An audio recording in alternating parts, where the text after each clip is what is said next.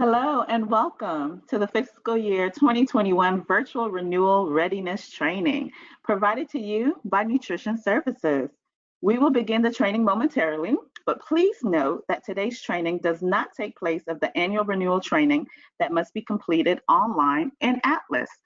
So I'm happy to have you here with us this wonderful Monday morning, but please remember that you still have to go into Atlas to take your annual renewal training. So today's renewal readiness training will walk through the annual renewal process in preparation for that.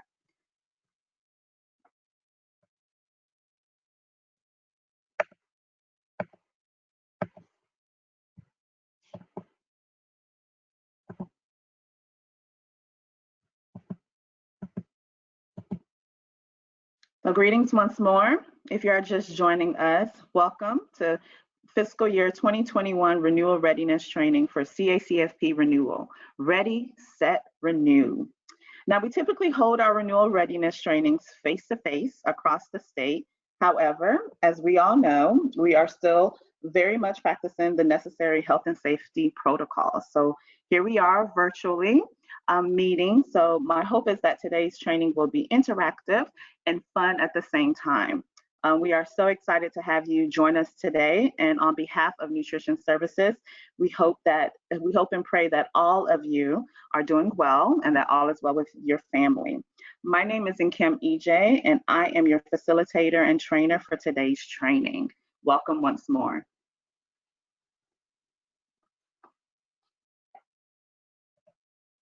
So just a few housekeeping notes to keep in mind as we go through our training today. So all attendees are in listen-only mode. Program-specific questions can be submitted to the site's assigned TA coordinator or the TA Nutrition mailbox via email. General questions will be addressed at the end of the webinar if applicable. Attendees may type in trivia responses and feedback.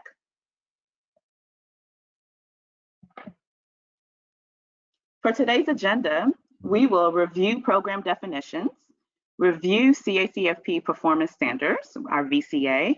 We'll discuss the fiscal year 2021 CACFP annual renewal requirements. We'll review annual renewal documentations and/or forms.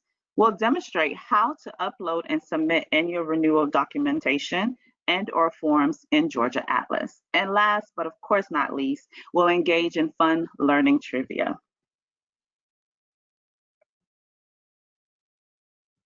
Today's training objectives are to provide participants with an overview of program definitions, performance standards, and instructions on how to complete the fiscal year 2021 CACFP annual renewal application requirements, as well as provide participants with the knowledge, skills, and resources for completing the 2021 renewal requirements in Atlas, locating and/or identifying renewal documentations and/or program forms. So we have a packed day for you all. So before we get started, let's talk a little bit about our CACFP program. So here we have our mission statement. The Child and Adult Care Food Program is a program under the U.S. Department of Agriculture, Food and Nutrition Services, whose mission is to alleviate hunger and to safeguard the health and nutritional well-being of the nation through the administration of nutrition, education, and domestic food assistance program. Try saying that 2 times fast, right? All right, our vision statement. So let's say it together. Working together with our partners to eradicate hunger and ensure nutritious meals for all Georgians. And we are so appreciative of each and every one of you guys that are logged in here that is helping to move our mission and our vision forward. Thank you once more. Here we have our latest non-discrimination statement. Everyone should be pretty familiar with it. The hope is that you all are. So this is the statement that must be on all of your food program or CACFP related materials and paperwork.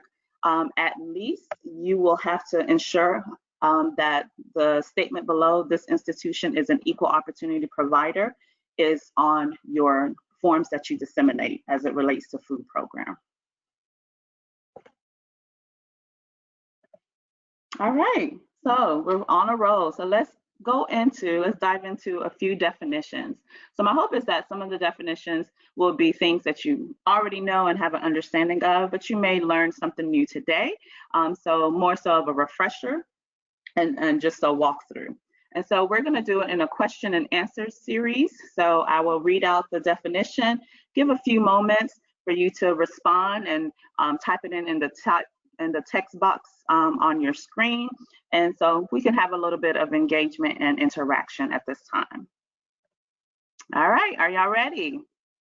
Okay, so our first one, any public or private nonprofit organization or any for-profit center which A, is licensed or approved by federal, state, or local authorities to provide non-residential adult daycare services to functionally impaired adults as defined in this section, or persons 60 years of age or older in a group setting outside their homes or a group living arrangement on a less than 24-hour basis. And B, provides for such care and services directly or under arrangements made by the agency or organizations whereby the agency or organization maintains professional management responsibility for all such services. Such centers shall provide a structured, comprehensive program that provides a variety of health, social, and related support services to enroll adult participants through an individual plan of care. Oh, that was a mouthful. So what do you guys think? Is it A, at-risk after-school care center? Is it B, adult daycare center? Is it C, child care center? Or is it D, outside school hours care center? So we'll give it a few minutes. If I had the Jeopardy theme music, I would play it for you now, but let's give it a few minutes. Okay, if you said B, adult daycare center, you are absolutely correct. And I'm sure just within the definition, it gave it away as it is services to functionally impaired adults or persons 60 years of older. So that is our adult daycare center. All right, next, a public or private nonprofit organization that is participating or is eligible to participate in the CACFP as an institution or as a sponsored facility and that provides non-residential child care to children after school through an approved after-school care program located in an eligible area. All right, we'll give it a few moments. What do you guys think? It might give it away a little bit. Let's see.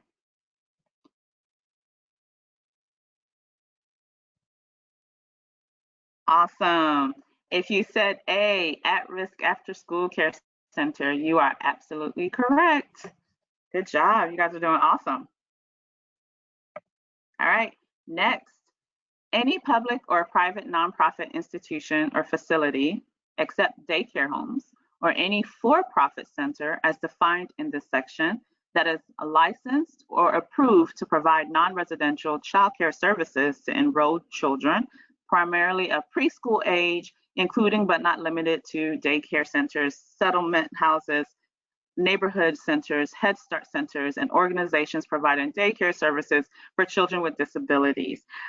Child care centers may participate in the program as independent centers or under the auspice of sponsoring organization. What do you guys think it is? I think the answer is in the definition, right? We'll give it a few minutes. Okay, let's see. Very, very good. So if you said C, you are absolutely correct. This is the child care center. Very good.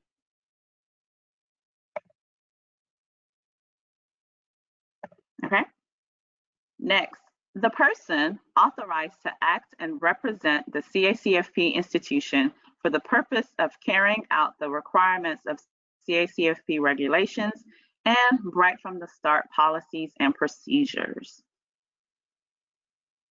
And this is the authorized representative of the corporation or partnership. So is it A, program alternate, Is it B, principal program contact or PC? Is it C, authorized personnel? Or is it D, delegate authority? This one might be a little tricky. Let's see. Okay. Awesome. If you said B, principal program contact or PC, you are absolutely correct. And which I'm sure many of you on here that are logged in is you are the center or your site's PC. Very good. So a quick notation that we just want to make note of is that the program contact and the authorized representative cannot be the same individual listed in your online application. Just want to make sure that we say that really quickly, because a lot of centers oftentimes list the same individual for PC, your authorized representative, and the individual that submits your claims. So just keep in mind that your PC and your authorized representative should be two different individuals. However, your PC and the person submitting the claim can be the same individual. Okay? All right, let's move along. Okay, next. The status of an institution, a responsible principal or a responsible individual, or a daycare home that is ineligible for participation. So we see this picture. So is it A, seriously deficient? Is it B, pending? Is it C, disqualified? Or is it D, approved? We'll give it a few moments. All right. If you said C, disqualified, you are absolutely correct. So the institution that is ineligible to participate in CACFP is considered disqualified. Okay, next. Public or private nonprofit emergency shelters, which provide residential and food services to homeless children, may serve up to 3 meals a day to homeless children through age 18 who reside at the shelter. Emergency shelters must serve residential children. Meals and snacks served to children who are not residents of the shelter may not be claimed for reimbursement unless the shelter is participating in the at-risk after-school component of CACFP. Emergency shelters will have to differentiate between residential children and children who are served meals as walk-ins. All right, so is it A, at-risk after-school care center? Is it B, adult daycare center? Is it C, child care center? Or is it D, emergency shelter? And I think you guys were responding before I was even done. So yes, absolutely correct. If you said D, you are absolutely right. And what gave it away? So all throughout the definition, as you see, it speaks of emergency shelter. All right, moving right along. A sponsoring organization, child care center, at-risk after-school care center, outside school hours care center, emergency shelter, or adult daycare center, which enters into an agreement with the state agency to assume final administrative and financial responsibility for program operations. Is it A, partner? Is it B, institution? Is it C, sponsored facility? Or is it D, emergency shelter? All right, let's see. Awesome. If you put B, institution, you are absolutely correct, of which most of you that are logged in today, you guys are that, institutions. All right. The policies, procedures, and organizational structure of an institution designed to reasonably assure that the program achieves its intended result. Program resources are used in a manner that protects against fraud, abuse, and mismanagement, and in accordance with laws, regulations, and guidance. And timely and reliable program information is obtained, maintained, reported, and used for decision-making. All right, so is it A, standards? Is it B, application? Is it C, financial management? Is it D, internal controls? Oh, this one's a little tricky. I can see how it can all kind of be part of it. Let's see. Awesome. If you put D, internal controls, you are absolutely correct. This is internal controls, and we'll talk a little bit more about this throughout the slide as well when we go into our performance standards. A period of 12 calendar months between October 1 of any year and ending with September 30th of the following year. That is it A, fiscal year? Is it B, annually? Is it C, closeout year? Or is it D, year to date? This one I'm sure we all know. You hear it all the time. It's fiscal year, exactly, and that is our CACFP fiscal year is October 1 to September 30th. All right. The process that requires institutions and sponsors with a current program agreement to annually confirm licensing and submit to DECAL any additional information to confirm compliance with CACFP regulation. Okay, is it A, fiscal year application? Is it B, program regulations? Is it C, annual enrollment? Or is it D, CACFP annual renewal? Okay, let's see. All right, if you said D, CACFP annual renewal, you are absolutely correct. And that is what we're going to be walking through today, your renewal process. So again, this is an annual confirmation that you're doing in our Atlas system. So CACFP annual renewal.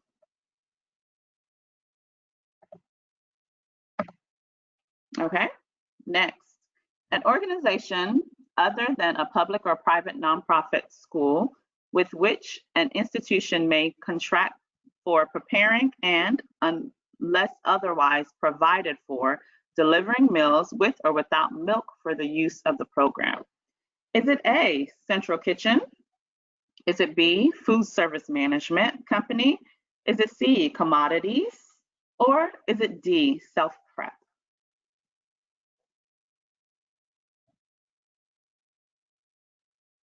Okay, let's see. If you said B, food service management company, you are absolutely correct. Very good, very good. We are moving along. Okay, next.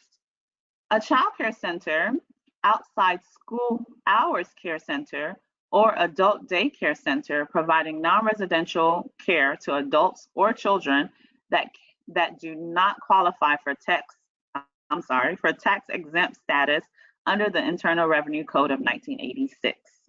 All right, so is it A, daycare home? Is it B, 501c3, which is nonprofit? Is it C, for-profit center? Or is it D, sponsored facility? Okay, let's see. Awesome. Yes, it is C, for-profit center. And the key word here is does not qualify for tax exempt status. Okay, so for-profit center is your answer. Okay. In the case of a nonprofit organization, or in the case of a for-profit institution required to have a board of directors, a governing board, which meets regularly and has the authority to hire and fire the institution's executive director. Okay. Is it A, policy team? Is it B, independent governing board of directors? Is it C, managers? Is it D, monitoring team?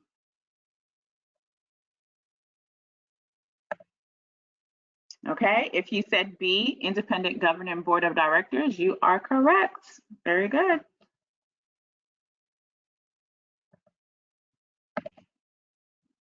All right, moving on. Institutions and or sponsoring organizations that operate the child and adult care food program and have shared costs among multiple states, federal regulations require organizations to submit an annual administrative budget indicating all costs and appropriate allocation methodologies. All right, are we talking about A, multi-state, B, administrative sponsor, C, school food authority, or D, operations? What do you think it is?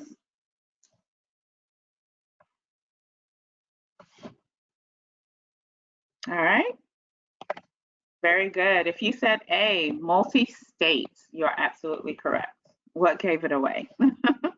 Okay. Moving on.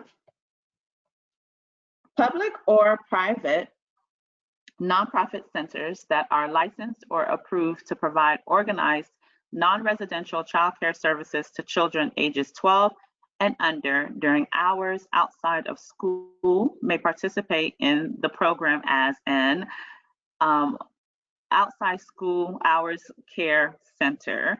So outside school hours care center must be organized for the purpose of providing services to children and must be distinct from extracurricular programs organized primarily for scholastic, cultural, or athletic purposes. School activities organized for purposes other than childcare are not eligible to participate in the CACFP. Weekend only centers operated by schools are not eligible as outside school hours care centers. All right, I'm sure we all know what this one is. The definition kind of gives it away, right? Very good. So if you said D, outside school hours care center, you are correct. And it is a tongue twister at that. All right, last but not least, webinar training. A webinar training designed to prepare institutions and sponsors for the required CACFP annual training that is completed in Atlas.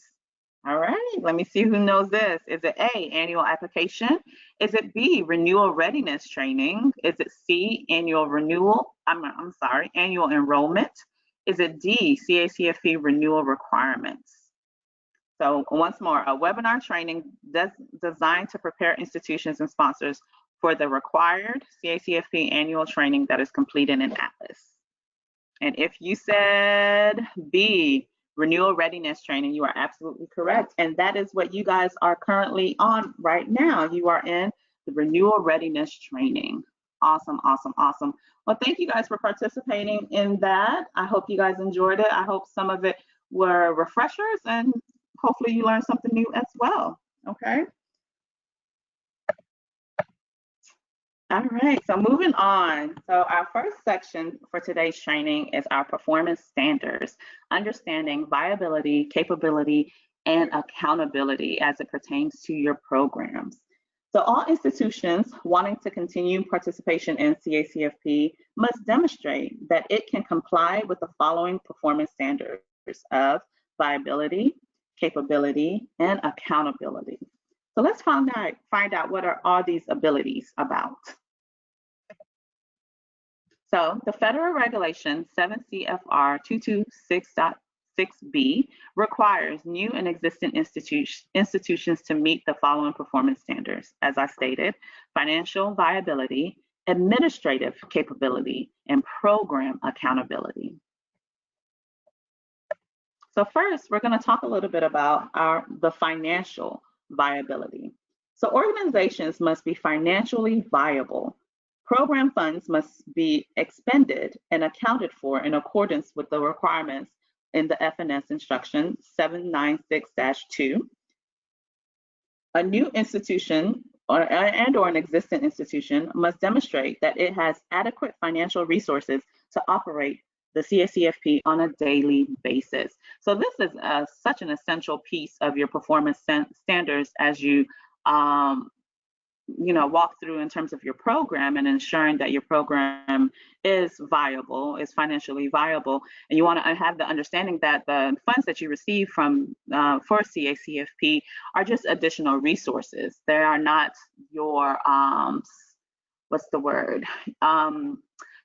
it does not make up the substantial amount of needs for your center. It's just a portion of it. So it's having the understanding that you must have multiple streams of funds coming in to make sure that your program is sustained. Just in the event that just as of last year, we had a delay in claims being processed and sites being paid and things of that nature. So just consider instances of that. It's so important to be financially viable as things change, and you just want to make sure that you have those backup funds. So you want to ask yourself, Does my institution have adequate resources to support both its CACFP and non-CACFP costs? Have we assessed the reliability of all our funding sources? Can we cover all our projected food service expenses, or do we need to secure additional resources? Do we need to reallocate resources within our existing budget? Are costs in the budget necessary, reasonable, allowable, and appropriate?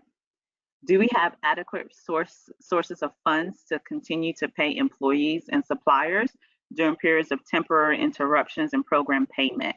And this, just as I said, the example that I gave from last year in terms of the delay in payment. So it's so essential that you assess your program's financial viability. Okay, next we have administrative capability. So it's important to assess whether your site has appropriate and effective management practices that is effective, must be in effect to ensure that the program operates in accordance to the Code of Federal Regulations. So you want to ask yourself, can we complete timely, accurate, and valid application materials? Can we complete our reports in a timely manner? Do we have enough staff with the necessary skills to operate the program correctly? Do we have appropriate and effective policies and procedures in place to ensure program operations meet the Code of Federal Regulations? So this is so essential, and especially the part about the enough and necessary staff.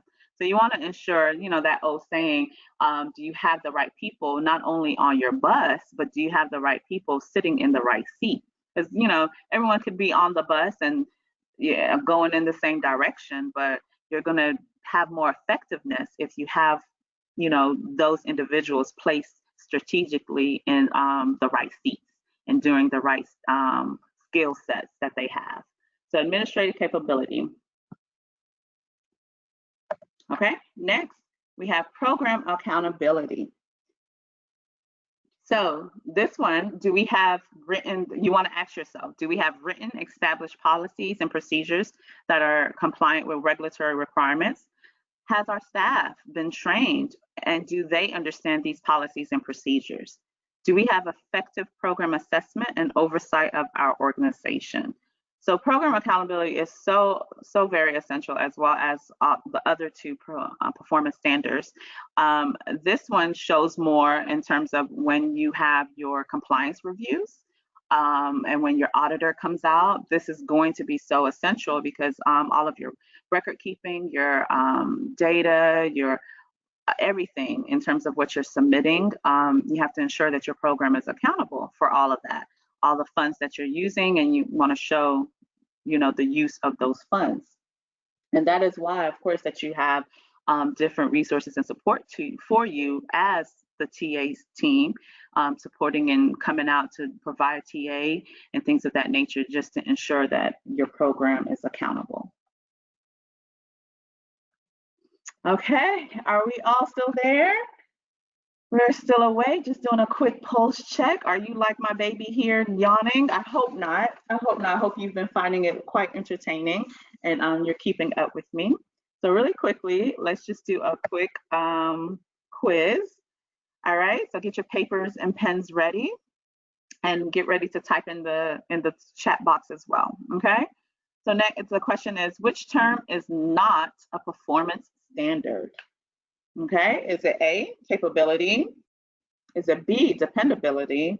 Is it C, viability? Is it D, accountability? A lot of abilities can get a little confusing. What do you think it is?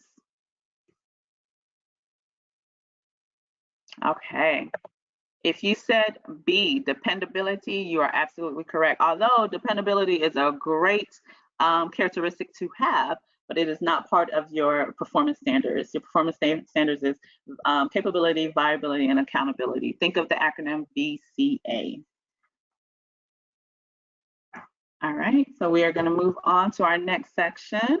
Awesome, we are trucking along. All right, so now we are going to go into the annual renewal requirement, the meat and grit of this training.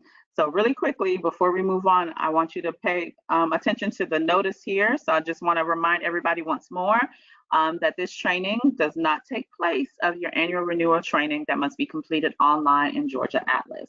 Oftentimes, we have sites that do participate in renewal readiness and think that's it. So there's still additional steps for you to take in Atlas. All right, so moving on. All participating institutions are required to complete annual renewal requirements in order to continue participation in CACFP. Each annual renewal requirement is outlined throughout this presentation. So please keep in mind, failure to complete the annual requirements by the specified deadline date will impact continued participation in CACFP, which includes submission of monthly claims for reimbursements. So it's very, very, very important that we are making sure that we're completing our annual renewal requirements. All right, the fiscal year 2021 CACFP annual renewal requirements consist of the following. So first, successfully completing the annual training by October 31st, 2020. So this training is a self-directed online, it's online in Georgia Atlas, and it will be available to you all on July 15th, which is actually this Wednesday. So the annual training will be available to you this Wednesday, and you have up until October 31st to complete it. Okay, the next step after you've completed the annual renewal training, is enrolling in the fiscal year 2020-2021 CACFP program year application in Atlas. And you have until October 31st to do this as well. And this one is available for you on August 15th. All right, and then so after that, then you will complete the annual certification statement, which also would be available to you on the 15th and deadline of the October 31st. And then next, you'll review completing all fiscal year 2021 application updates. So if you have any updates to make, you might not have updates, so you may not even need to do any revisions and things of that nature. But in the event that you do, you have that available to you on the 15th of August, and you have it through October 31st. And lastly, submitting all annual renewal documentation. So if you have updates to make, you would do those last two parts.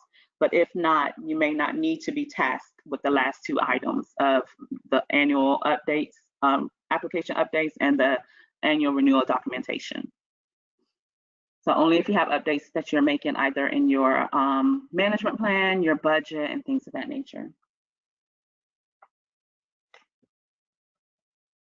All right, so let's talk a little bit first about the annual training training.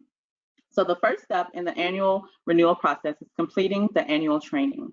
The fiscal year 2021 CACFP annual training requirement includes first, attending/reviewing the CACFP 2021 annual training presentation in Georgia Atlas, and successfully completing the assessment questions with a score of 80% or higher. So we want you to make a B, right? A B or higher.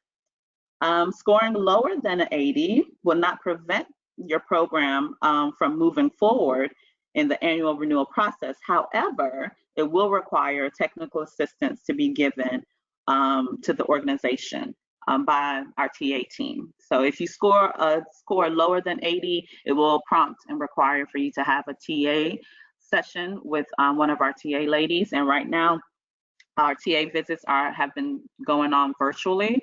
So someone will reach out to you and schedule a virtual TA session for you. Okay. Next, we will briefly walk through how to register and complete the fiscal year 2021 annual training requirements in Georgia Atlas. So again, this must be completed by October 31st of 2020. You want to ensure that you register for the appropriate CACFP 2021 annual training, whether you're an independent center or a sponsoring organization. All right, so let's walk through the steps of that. Before we do, just a quick important notice for you. Registration for the required web-based training will be available on July 15th, as I stated earlier, and that is this Wednesday. So you definitely want to get ahead of it, and although you have until October, you know, it's always good to do it prior to, just in case you have any issues and you need some assistance. All right, so let's walk through the steps. Okay, so I'm sure many of us are very much too familiar with this screen. So you would log into Georgia Atlas using your login credentials, your user ID and password. Okay, next you would select My Account from the blue menu bar.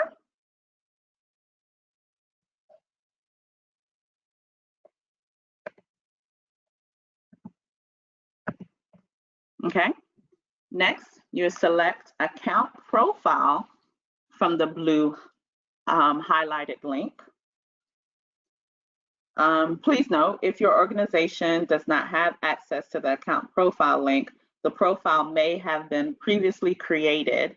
Therefore, you could just skip to the next step of accessing your training.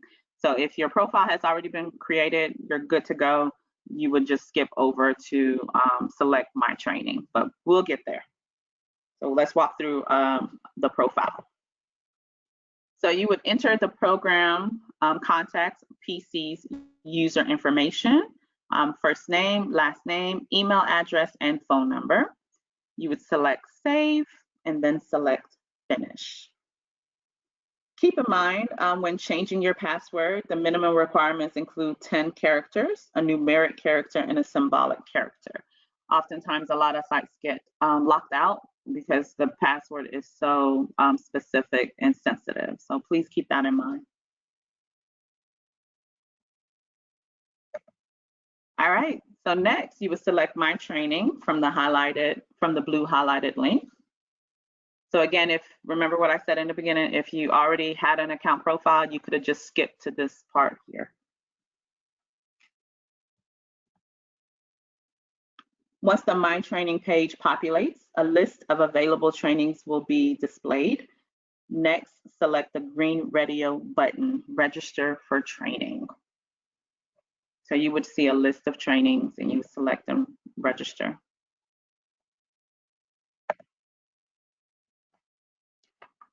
Okay.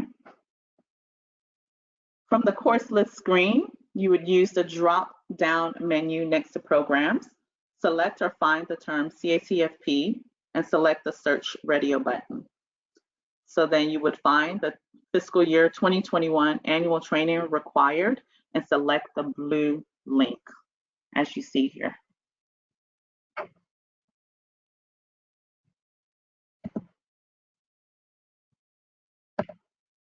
Okay. From the session details screen, select the green Enroll Radio button to register for the fiscal year 2021 annual training.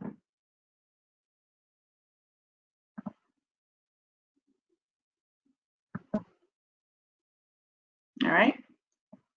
After receiving the immediate confirmation of enrollment in the fiscal year 2021 annual renewal training, you may select the Back Radio button to either continue with completing the training, or you may return at a later date to complete the renewal training.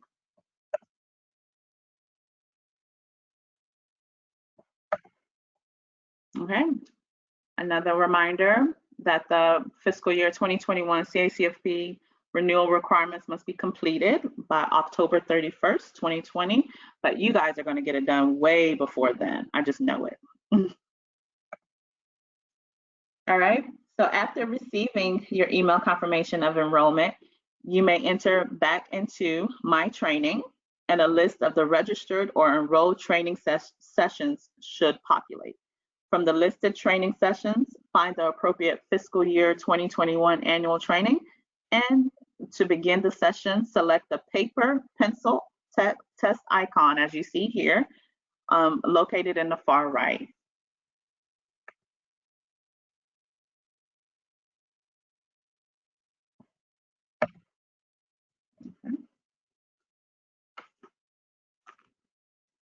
After the paper pencil test icon has been selected, you would find and select the blue highlighted link located under attachments, as you see here.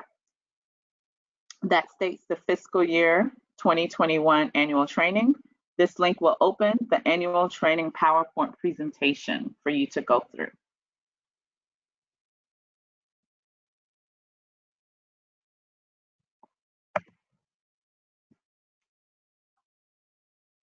Once the Mind Training page populates a list, oh, I'm sorry, did I reread?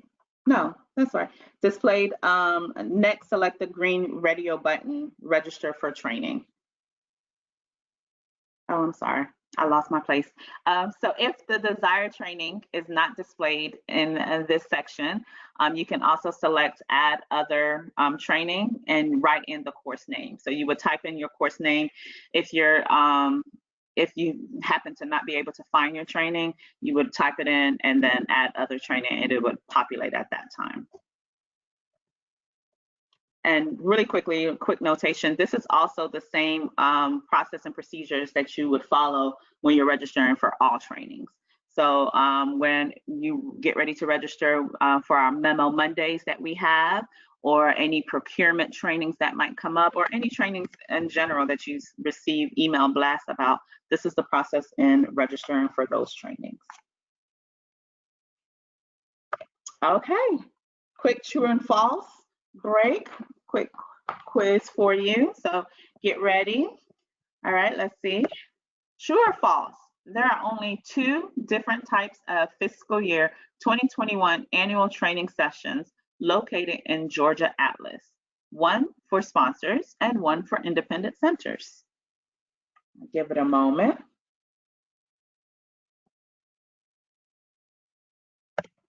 Very good. If you said true, you are absolutely correct. And so it is very imperative that you are signing up under the correct program type. So whether you are an independent center or a sponsor.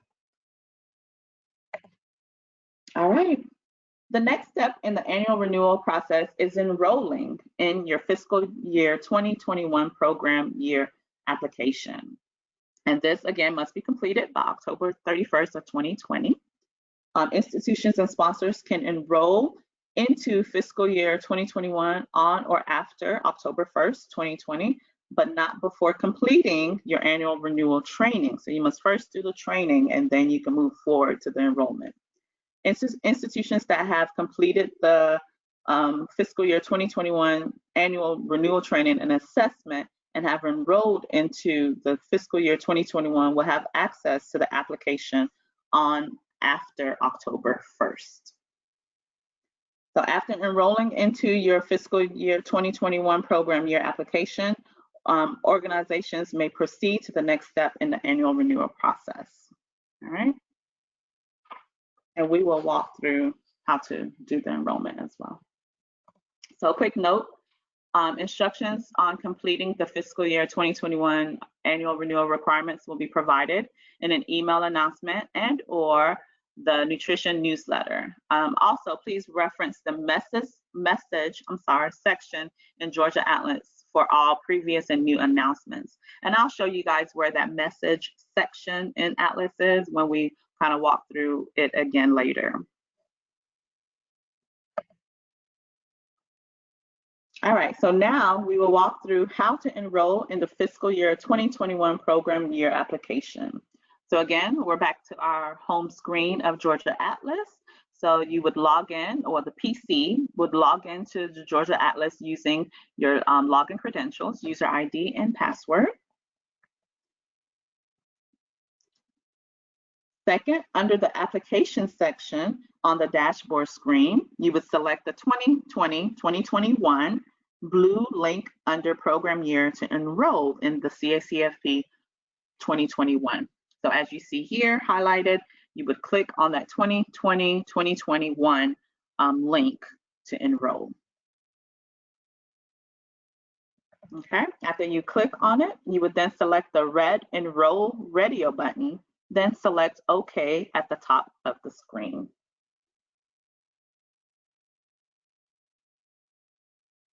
And then after this process, you should be directed to the next step, which is completing the annual certification statement. So you are now enrolled.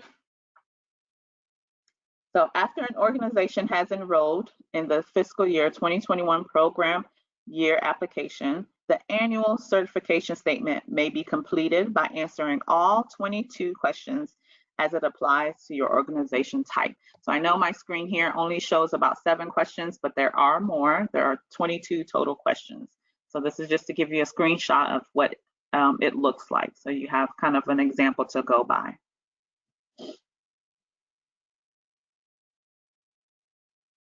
Okay. All right. Another quick break, true or false question. Are y'all ready? Make sure you guys are with me. All right, true or false? The annual certification statement must be completed before an institution will have access to any other section in Georgia Atlas. True or false? What do you think?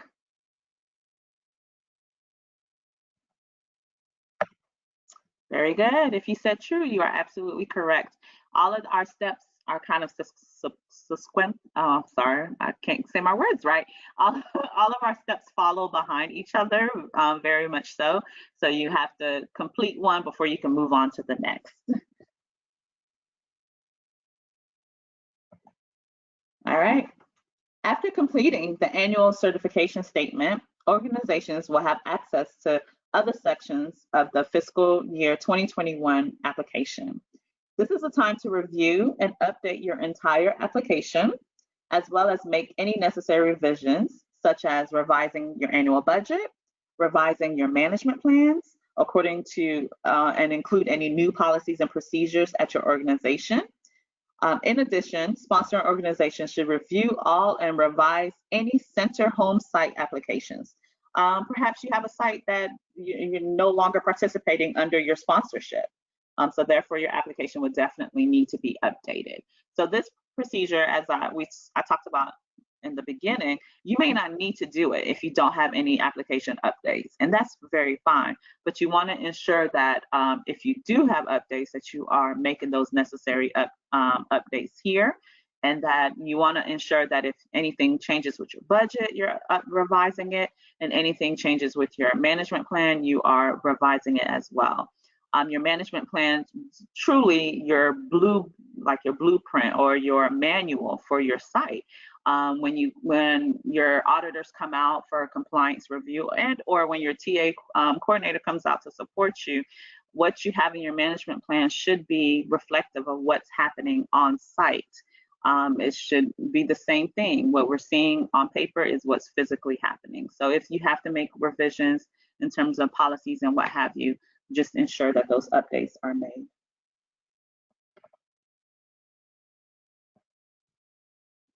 Okay, last note to notate before we move on. All sponsoring organizations and independent centers charging administrative costs are required to submit an annual budget, and institutions with a new cost that requires prior or specific prior written approval must revise the budget details. And you can revise and update your budget as often as you need to and throughout the course of the year. But during this annual process, we have to make sure that all updates are put in there. All right. The final step in completing the fiscal year 2021 CACFP annual renewal process is submitting and or uploading all required annual renewal documentation. These documentations include the following: A, your records check application, and this is only for sponsoring organization, your annual SAVE affirmation form, your food service permit and fire inspections, and this is only for unlicensed centers and facilities, your management plan, and your budget packet.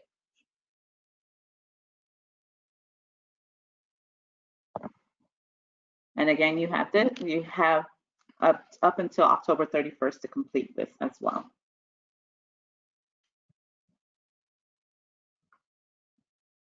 Okay, additional documents that are required for to your renewal documentation is a multi-state required shared cost letter.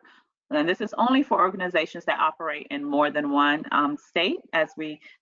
If you recall back in our definition, we talked about multi-state. Your IRS W-9 form, and waiver for management and budget form. And this is only for our school food authorities and or Board of Ed. So please ensure that you visit the fiscal year 2021 CACFP annual renewal documentation requirement. It's a PDF, and that is on our decal website. We'll also have it here. It's coming up in your presentation, I believe. And this gives you more information regarding annual renewal documents. The PDF, again, will be located in your handout section for today's presentation as well.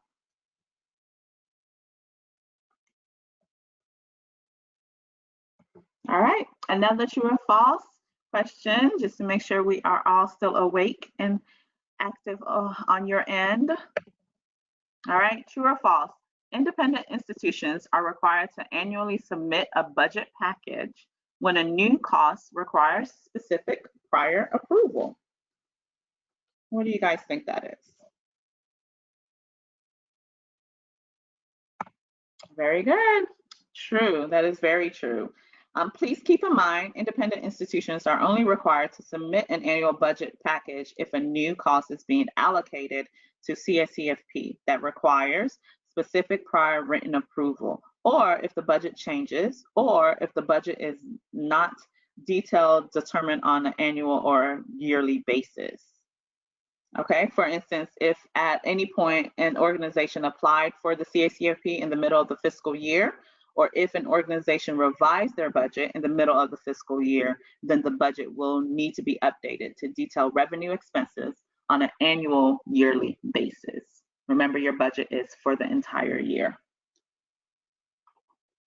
Okay, we got through the meat. I think we did pretty well. All right, so we are moving along now. Now our next section is the annual renewal documentation requirements. So during this portion of the presentation, we will present required annual renewal documentation forms that are located in your fiscal 2021 CACFP renewal documentation requirements PDF I spoke about earlier. Institutions have the ability to upload required documentations in their application within the checklist summary section and or attachment list section in Atlas, or you may fax it. All right, so here is the PDF I spoke of, and this lists all the required forms and documents per program type that must be submitted, uploaded in Georgia Atlas. So the next few slides that we'll walk through will outline in detail the required annual renewal forms from the PDF document that's listed here, as you see. And again, this is available in our decal and as well as part of your handouts.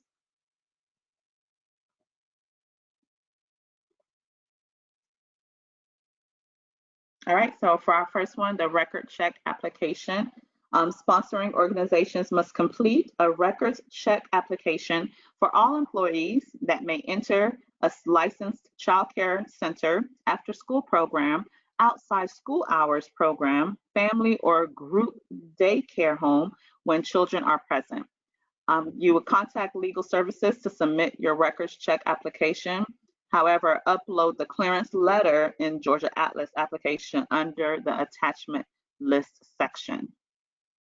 So this is, again, is required for sponsoring organizations only. Record check is required upon new hire of staff or every 5 years.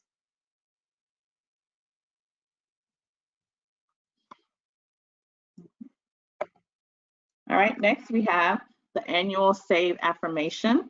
This form verifies that the principal program contact, or PC, is eligible to work in the U.S. Institutions and sponsoring organizations are required to annually acknowledge participation in a public benefit such as CACFP and attest to previously submitting verification of U.S. citizenship. So it's required every year during the annual renewal process. This form verifies employment eligibility of the principal program contact, or PC, and you can upload form in the checklist summary or attachment list section of Georgia Atlas. And we will walk through some of those uploading processes a little bit later too. So, because I keep talking about uploading, and just to ensure that we all are on the same page. All right, next we have the food service permit and fire inspection. Okay, so unlicensed, affiliated, or unaffiliated centers, including at-risk, outside school hours, and/or emergency shelters, are required to submit and upload a copy of the current food service permit and fire inspection for the central kitchen location and/or the food service management company that provides vended meal services. Valid inspections must be current and have been completed within the last 12 months. Okay, so this is required if CACFP meals are manipulated by program staff. It's required only for unlicensed centers, facilities, for example, your emergency centers, at-risk after-school meals program, and/or outside school hours program. All right, next, your management plan. The management plan is an application requirement that describes the institution sponsors CACFP operations for staffing, meal service, training, monitoring, recruiting, and eligibility. Remember, I spoke about the management plan. This is like your manual for your site.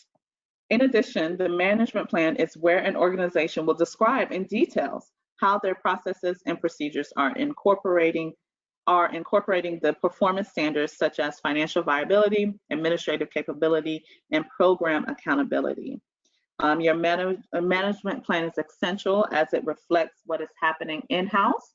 As we talked earlier, when you have your audit and your compliance reviews, you want to ensure that your management plan is to the T in terms of what is happening.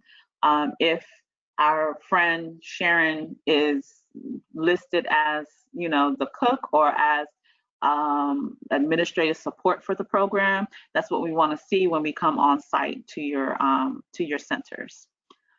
So management plan required annually or when revisions are needed. So again, you might not need to update your management plan if everything is still the same, but you want to ensure that you are going over it and ensuring that no updates are needed. You want to ensure this is updated to reflect the current process, as I stated, and procedures that are demonstrated in your centers or facilities. School food authorities and/or Board of Eds are exempt from submitting a budget plan, a budget package, and management plan. I know, lucky guys, right? So they don't have to submit it. So if you are under School Food Authority or Board of Ed, you are exempt from that.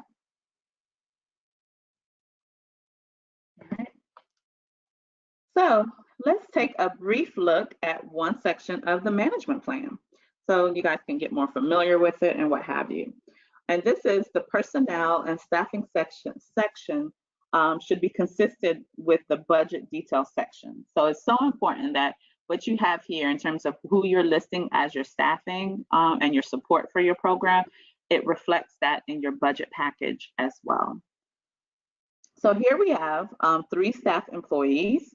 So please ensure that this number is consistent with the number of staff indicated in question number 10 of your budget questions and assertions. So we have the first employee, Star Price, who works both administrative and operating duties, as you see here.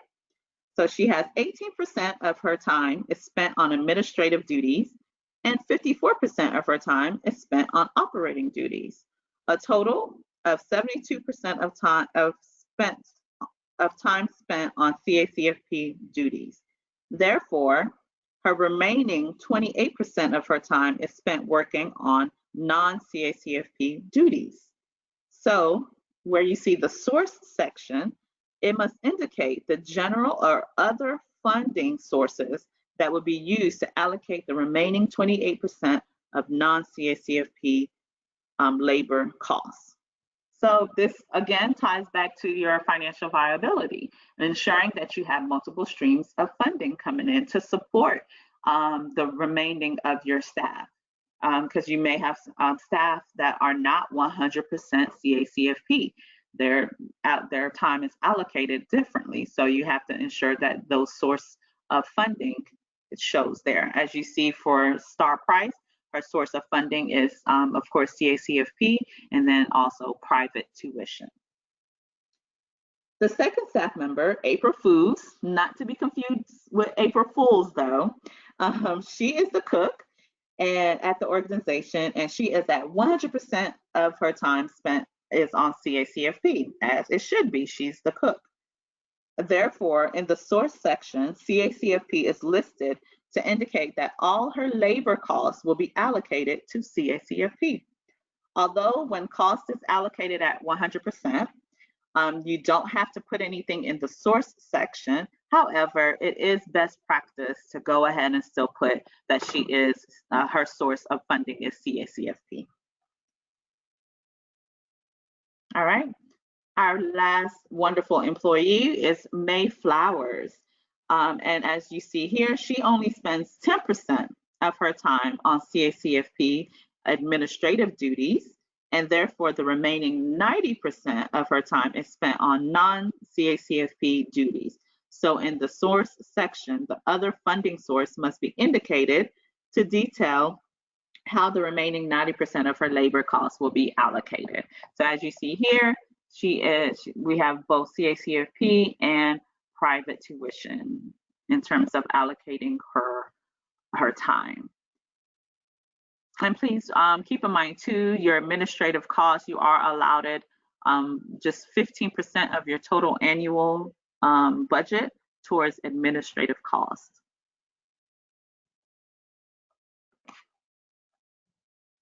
And once more, you want to ensure what is noted on your management plan is in terms of your staffing, it reflects on your budget side as well. The number of staff that you have listed here, though, it should be accounted for on your budget as well. So we don't want to see we have 3 staff here and then on your budget you're claiming 5, because then you're going to run into some errors in terms of who's the other 2. Okay. All right, so speaking of budget, so moving on to your budget package. So all sponsoring organizations and independent centers charging administrative costs are required to annually submit a budget package, and institutions are required to submit an annual budget when any portion of the meal reimbursement is used for operating costs that require prior or specific prior written approval, and or when any portion of the meal reimbursement is used for administrative costs. So you can refer to the prior approval items on a CACFP budget document for more details on costs requiring prior and or specific prior approval. Again, the budget details section should be consistent with your management plan, as I stated earlier. So it, again, is required annually for allocated administrative costs, and this is for sponsoring organization and independent centers. And again, it's required when new costs require specific written approval. Again, school food authorities and Board of Ed are exempt from submitting a budget package and management plan. And as you see, your budget detail is here to your right on your application packet. So this is where you make any updates that you need to do for your budget. So you would hit the revise, and it would create a revision for you.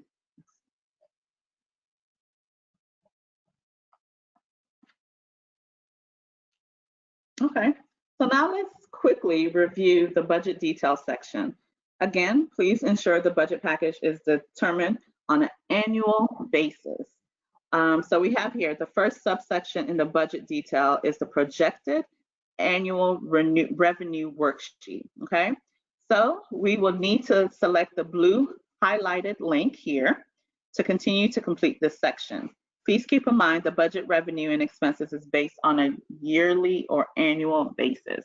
Oftentimes it confuses sites for your budget. Oftentimes sites aren't allocating it for the entire year. So you want to make sure that you're thinking of it that way. The organization will complete the worksheet as it applies to their site. The ADP is the average daily participation. The days column section is the number of days of the year that the site is operating. The meals column section is automatically calculated from the data entered from the ADP in the days of operation. The rate is automatically populated based on the USDA meal reimbursement rates. And lastly, the reimbursement is automatically calculated from the meals times rate columns section. Okay, and so you should have the updated rates. So just ensure that you know each year the rates.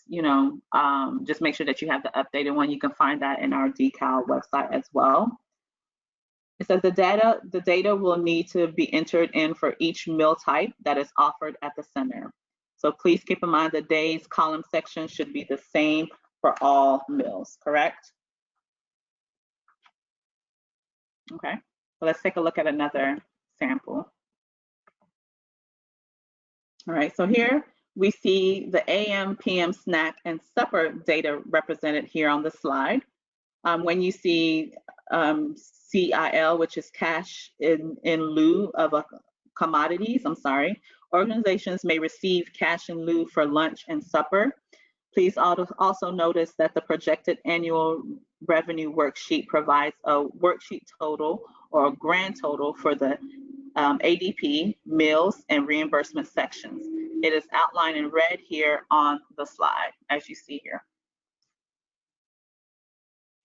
So you want to also make sure that you select close link that is located at the bottom right corner of the budget after the line items. If this close link is not selected, it will not save your data and your numbers. So you want to make sure that you're selecting that close link to save what you're entering. Okay, so really quickly, here's a quick guide to calculating ADP, your average daily participation. ADP is needed when submitting your monthly claim and or making budget adjustments. So we have here at the end of each reporting month, you want to add all the total number of participants found from your attendance records for each site. You want to take that total of attendance for the month and divide it by the total number of operating days. When you get the answer, round up to the nearest whole number, and that is your ADP for that site. So we have this example of data from June. So you have each meal count day total here to your right. So the total lunch meals was 695, which then is divided by 20 days, which is the operating days served. Therefore, the ADP is 34.75. You would round that up to the nearest whole number, and your ADP is 35.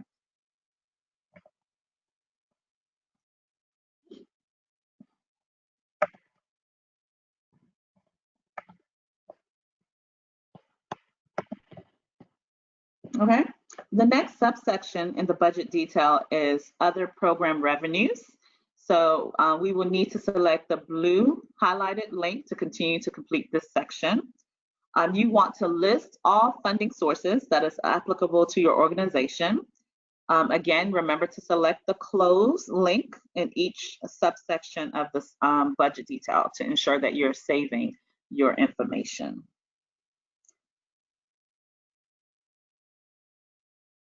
So remember, yet again, administrative costs is limited to 15% for the total year. So therefore, an organization may only allocate a maximum of 15% of admin costs, admin labor costs to CACFP. Okay, and don't forget that close button.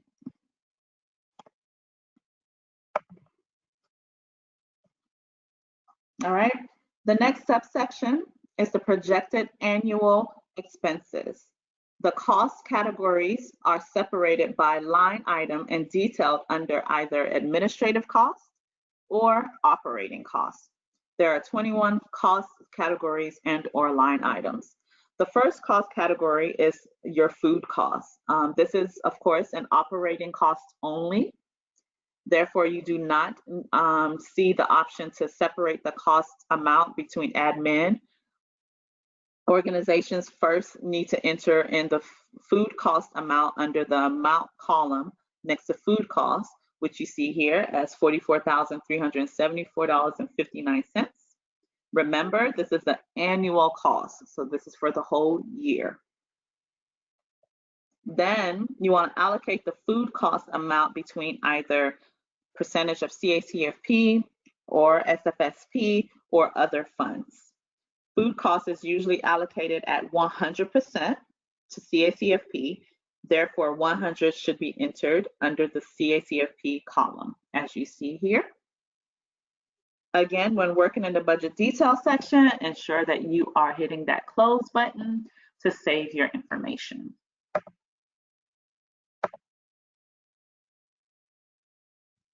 And your budget is determined on an annual basis. All right, now let's look at labor and benefit costs. This cost category may be separated between operating and administrative costs. After looking at the slides related to management plan, so we took the personnels from our management plan, because remember, we said everyone listed in your management plan needs to be the same as on your budget package, right? So the personnel and staffing section from earlier in this presentation is used. So here we have our 3 staff members back again: Star Price, April Foods, and May Flowers. Okay, so we know that 1 staff member only performs operating duties and 1 staff member only performs administrative duties. And the 3rd staff member performs both operating and administrative duties, right? So therefore, when determining the allocation for CACFP for both operating and administrative costs, an average must be calculated using the staff member's percentage of time spent on operating and admin duties. The total labor cost amount should be the annual salaries combined of the staff members. For example, the 2 staff members that perform operating duties should include the annual salary for both employees. Now is a good time to pull out your compensation plan. So let's consider for our school, Promise Preschool here, we would pull out our compensation plan to determine the annual salaries for the staff members that we're inquiring for this school. So now let's determine the operating labor and benefit costs. We see that Star Price and April Foods both perform operating duties. So what will be the total salary for these 2 staff members? So Star Price and April Foods, which they both perform operating duties. So will it be $55,250? So under the amount column next to operating costs, we would put $55,250 there. So now let's calculate the allocation percentage for CACFP. You will add both Star Price and April Foods' time spent on CACFP operating duties, then divide by 2 to get an average. And this will be the cost allocation for the percentage of CACFP column. So here we have, they have Star Prices at 56, April Foods is at 100. We would divide that. We would add that and then divide it by 2, and that gives us 78%. So now 78% is less than 100%. Therefore, the remaining 28%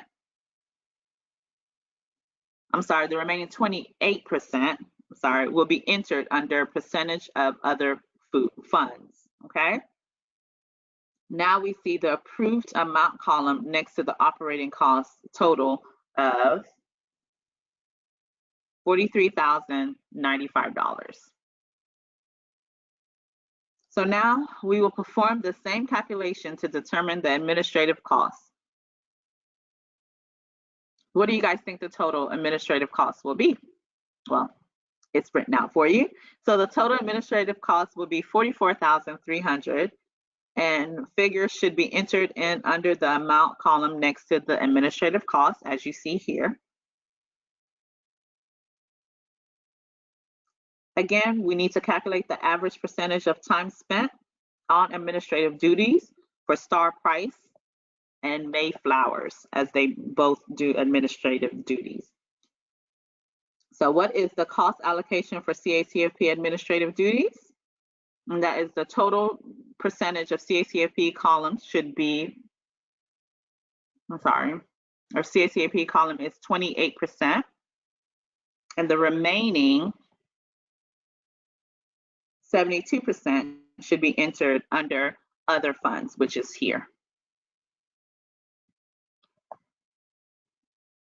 Now we see in the approved amount column for administrative costs is a total of $6,202. Okay, so for all my math whiz out there, I'm sure you guys loved all of that, doing all those numbers. Me, not so much. All right, so we'll move right along. Remember, always remember to hit that close button to save. All right, so moving on. This form letter documentation, which is the multi-state requirement, documents whether there are shared costs among the multi-states in which sponsors operate in CACFP. This is required annually. Organizations must submit an annual administrative budget indicating shared cost allocation methodologies.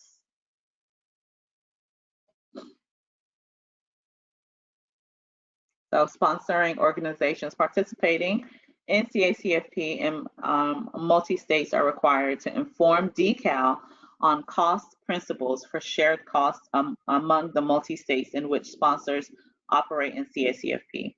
DECAL will identify and issue requests for certification to sponsoring organizations with instructions for completing and submission of the multi-state form letter certification process.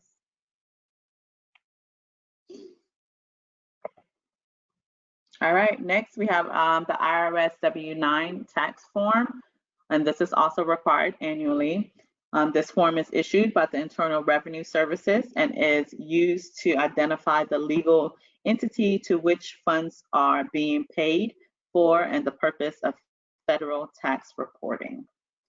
Organizations are responsible for locating their W-9 tax information and completing the W-9 tax form.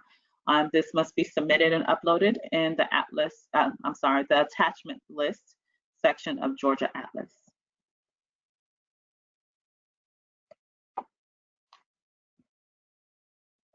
Okay, next we have the waiver request for budget and management plan. This is required annually. This is only applicable to school food authorities and or Board of Educations. This must be submitted, uploaded, and attached in the attachment list section of Georgia Atlas. So this is, again, the waiver for those that do not have to submit a budget package and management plan. Oh, that was a long one, right? Is everybody okay? Are you guys still with me? All right, so let's do a quick brain break. Get ready. Let's see, do a quick pop quiz. So it says, what organization type may submit a waiver request for the budget and management plan? I'm giving this away, am I? Just easy questions. We'll give it a few minutes.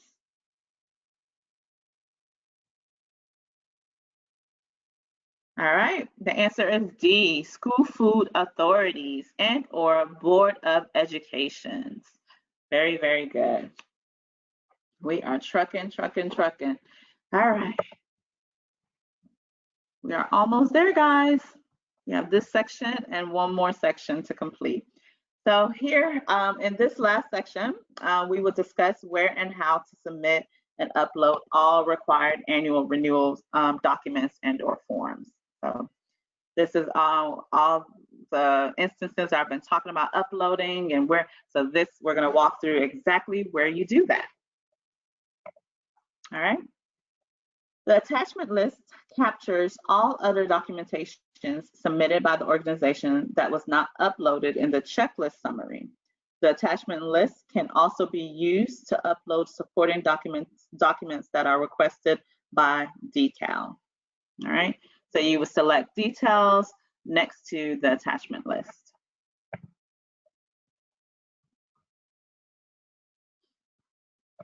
Okay, To upload a document in the attachment list, you would click on the red radio button seen here that says add attachment, and you would follow the system prompts to upload your attachment from your computer.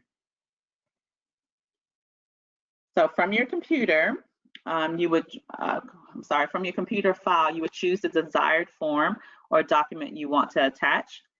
For example, here we have the annual save affirmation. You would choose that, and then you would save. After the attachment has been processed, you would then select Finish. And that is it for attaching items into Georgia Atlas. Pretty simple, right? All right, so really quickly, let's do a quick quiz. Where should the fiscal year 2021 annual renewal documents be uploaded in Georgia Atlas? I wonder.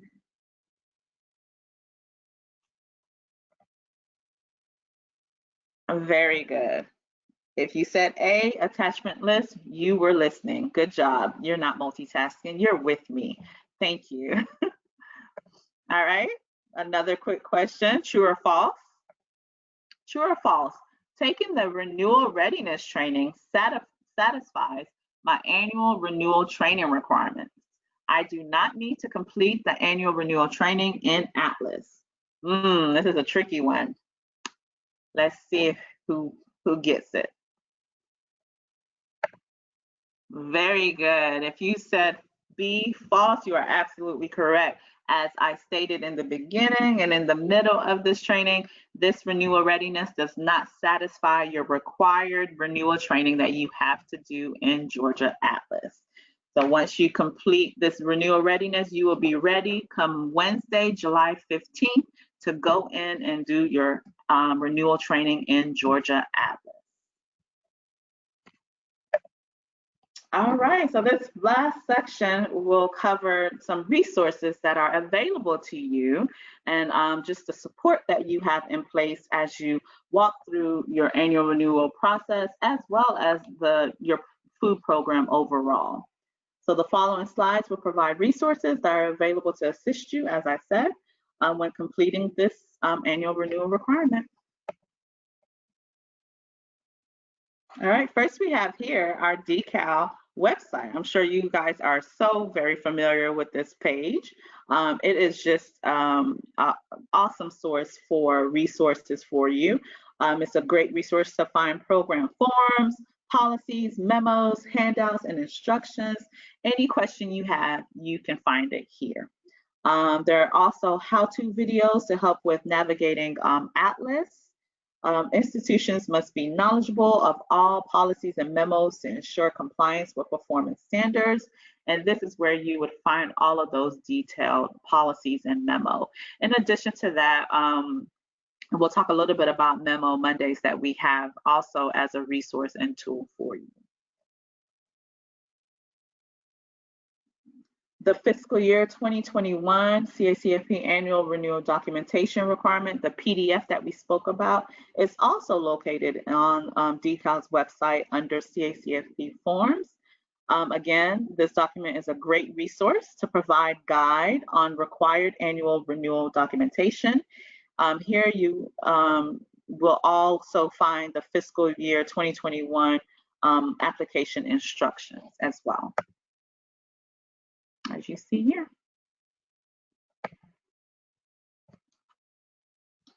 All right, and couldn't let the day go by without telling you guys about the training and technical assistance page. This is an awesome site too, awesome page too. It's a new page that's been added onto under our nutrition services division. And it just walks you through some more trainings and some more support. You can access our Memo Mondays webinars here.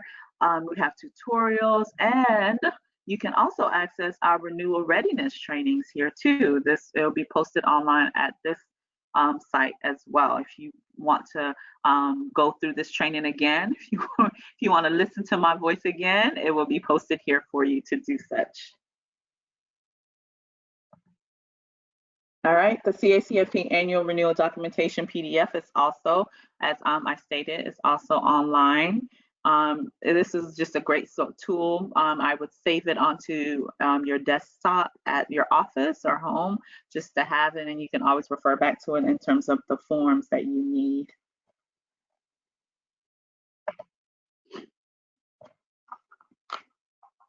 All right, you can also access Georgia Atlas through our DECAL website.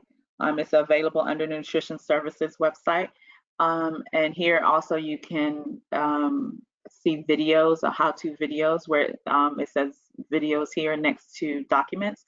You can click on that and it lists how-to videos. One video in particular is submitting your claim. That's on there. All right, we spoke about the message message board of your Georgia Atlas, and this is so essential because you get past messages from Nutrition Services in the message area in Atlas. So this is on your dash screen when you first log into Atlas. Your home dash screen, you'll see messages right in the center, and you can just click on it to show you, the last 90 days and beyond, and you'll be able to pull up all old messages, and that is where you would get information and things of that nature. You'll find recent announcements from DECAL. So you want to always refer to this section to review the latest updates and or for new information. All right, so in addition to our website, we have an awesome team and staff ready to support you, and here at at your disposal just for questions and what have you. So the first team I'm going to highlight is our Nutrition Services application team. So these are this is who you more than likely walk through in terms of your application when you first started the CACFP program. So we have Ms. Paula Lawrence, who is responsible for applications 0 to G. We have Ms. Sharika Blunt, application specialist, who is responsible for sites H to P. We have Ms. Brandy Banks, who is responsible for Q to Z. We have Ms. Demetria Thornton, who is the program supervisor. We have Ms. Tamika Moore, who is the business operation representative. Kenya Taylor, also a business operations representative, and Edith Perry, who is also our business operation representative. So all of these ladies help to support you in terms of your application when you initially enter into our program and throughout, as well as you're making any updates with your applications or needing any support.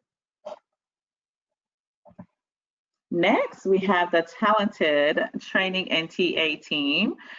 Here, we are here to support you, all of your training needs and support needs, your technical assistant needs. If you have any questions and things of that nature, we go out, do face-to-face, not right now, not as of recent times. However, that is part of what we do. We offer trainings on site for your team.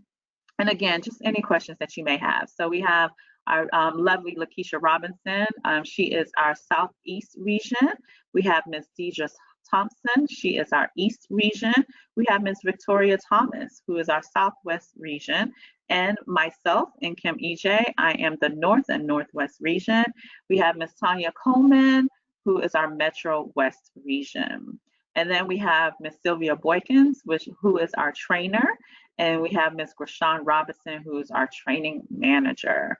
So if you do not know your assigned TA, there is a map that I'm getting ready to show you to kind of show you what area you're in and who your assigned TA is. And I just encourage you, if you haven't done so yet, please reach out to your assigned TA, shoot them an email just to say hello. You don't have to necessarily have a question, but just reach out to them. I'd love to hear everybody that's signed in today that are part of my region. You can just send me an email as you see our emails listed. In addition to emailing your assigned email TA, you can also email us at nutritionta@decal.ga.gov. And a TA is assigned to this email each week, so we are monitoring it. So if you have general questions or specific questions, you can send to that as well. Here is that map I spoke about, your technical assistant territory assignment. So we have region 1, which is myself. So all those that are in the upward northern region, I am your TA. And again, please reach out to me for any additional support. We have region 2, Ms. Deidre Thompson. Region 3, Ms. Tanya Coleman. Region 4, Ms. Victoria Thomas. And Region 5, way down there, Ms. Lakeisha Robinson. All right, additional support, we have our budget team and procurement team as well. So we have Ms. Shonda Franklin, who is our budget compliance supervisor, and Ms. Trey Michelle Johnson, who is our budget compliance specialist. I am sure you guys have spoken to, interacted with, received emails from both of those ladies in terms of your budget. We then have Ms. LaMonica Jones, our procurement purchasing compliance specialist. The procurement guru is what I like to call her. So any procurement questions that you may have or assistance, she is available as well. We have Ms. Anisha Paris, our federal grant and receivable accounts. So this is for your claims. So if you have any questions with your claims and what have you. And then last but definitely not least, we have Ms. Leslie Truman, our administrative assistant. She is in charge of just general questions. I'm sure you guys have all interacted with Ms. Leslie, as she is the one that manages our trainings, getting people registered for trainings and things of that nature. She is like the gateway into nutrition services. All right, I spoke a little bit about Memo Mondays earlier, so this is an additional resource and tool for you guys. Memo Mondays are monthly webinar trainings. They are presented by the talented TA team. It covers updated and new CACFP policy memos and or policies. So it's an essential tool and resource for you as things change very quickly, I might add, and we have updated policies and memos, and you are held accountable for those memos and policies. So it's so very important that you're connected so that you hear the updates and you're in the know. It keeps you informed, in the know. You register for these in Georgia Atlas. Just as we walk through the steps of registering for a training, you could register at Memo Monday just the same way. Emails are sent out to announce upcoming Memo Mondays. Each Memo Monday webinar is recorded, and recordings are also available on DECAL website, as you saw earlier on that screenshot. Okay, just a few friendly reminders for you guys. Really quickly, you want to ensure that the following items are updated annually, which is your CCR date. You would go into sam.gov to ensure that that is updated. The CCR date is the institution section of the application. This date should not exceed 365 days. You would go online to sam.gov to renew the information and put the date of the renewal in the application. There's no fee for this service. Failure to update this information may adversely affect claim submissions. So it might say that your CCR day is expired or something of that nature. So you just want to make sure that you're updating that. Racial ethnic data information, this is in your site application. You want to make sure that is updated annually as well. Although these items are not required for annual renewal, but just as a friendly reminder. All right, another reminder, you want to make sure that you're always checking DECAL's website for new and or updated forms right from the start. Revises program forms to accurately document CACFP requirements. So you want to make sure as those forms are being updated, you are aware and you are then applying or utilizing those new forms.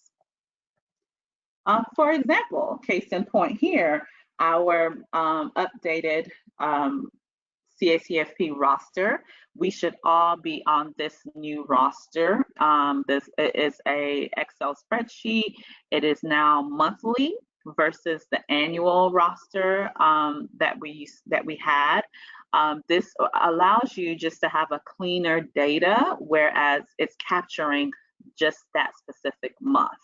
So in the event that you have participants that are disenrolled for that month or what have you, those participants should not be showing up on your roster for whatever month you're working in. You want to make sure the month that you're working in has clean, active participants that are enrolled on your roster. If you need additional support in walking through this, you can definitely reach out to your TA to provide that. So as you see here, it calculates your free and reduced pay for you.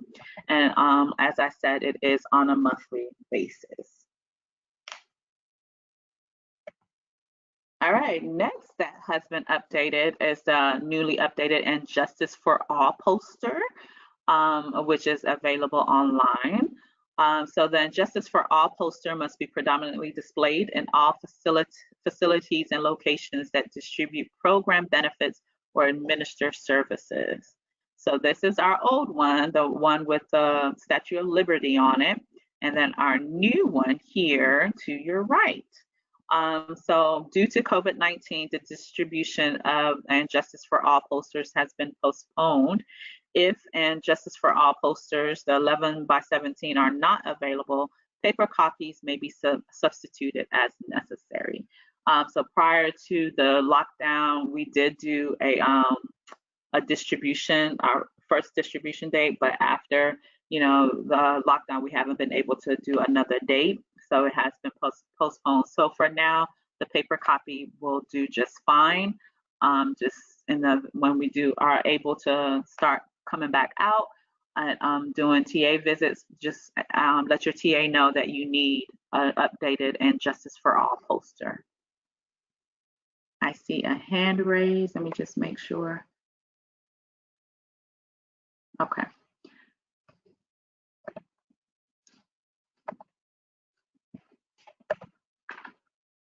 All right, one more thing. So in preparation for the fiscal year 2021 CACFP renewal, Georgia Atlas will be unavailable to participate in programs from Saturday, August 1st to Saturday, August 14th. So please keep that in mind. I just wanted to let you guys know that it will be unavailable. So you won't be able to log in during that time period. So you want to review your fiscal 2020 application packet and make updates prior to August 2020. You want to ensure all your application packets are approved by that August 15, 2020 if you are making any updates. And this will help ensure a better renewal application transfer for the fiscal year 2021, okay?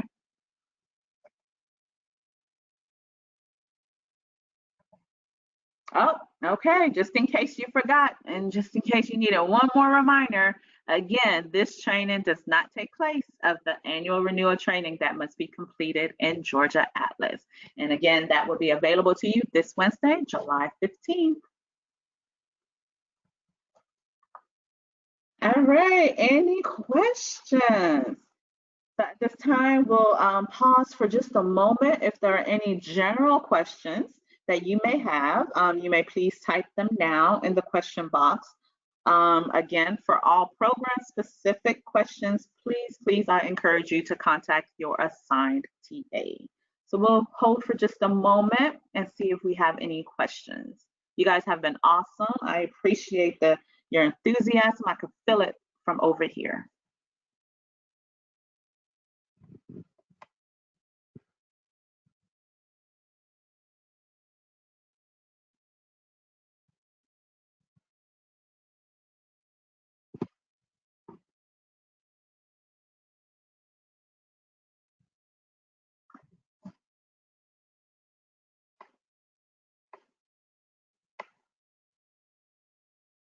Okay, I think somebody is asking, will the Justice for All poster be mailed out? No, ma'am, it will, or I'm sorry, no, it will not be mailed out as of now. Like I stated earlier, the paper Justice for All will suffice. Since as of now, we had to postpone that distribution date.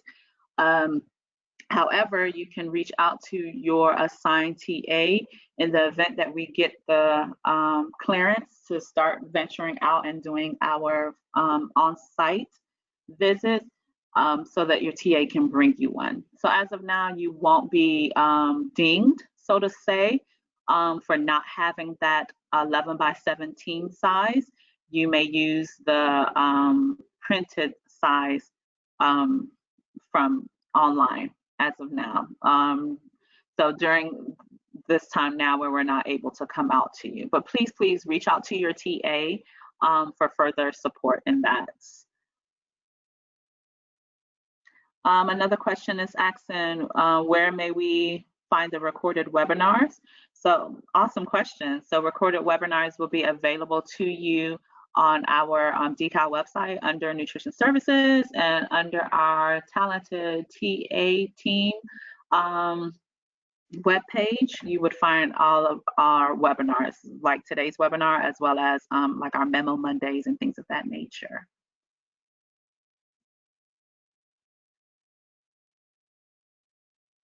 Okay, it looks like some other questions have already been answered. Somebody asks, if your budget is still the same, do you have to change it? I'll just say it out loud for everybody, just in case somebody else might have that question. So no, if your budget is the same, you do not have to make updates to it. So you're making updates only if something is changing on that budget.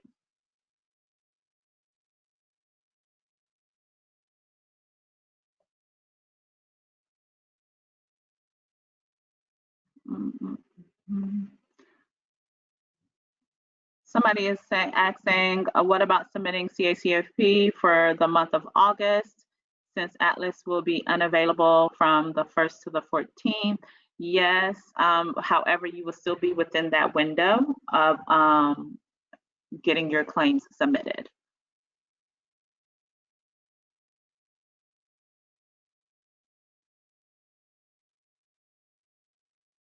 Oh, awesome. Somebody is saying that they love our Memo Mondays. Thank you, ma'am.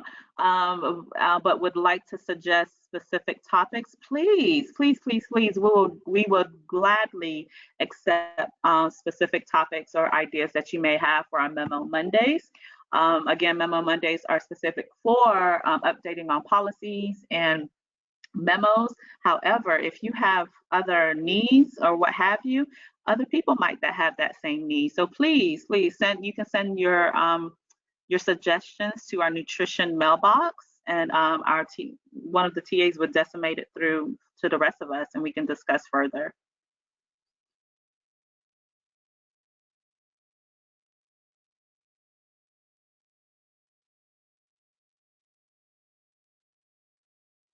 Okay, and some of the other ones seem a little program specific, so I would just encourage you to please reach out to your TA, to your assigned TA, and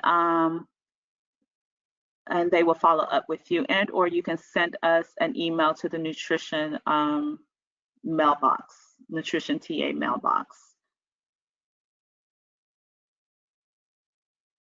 Okay, I think we might be good.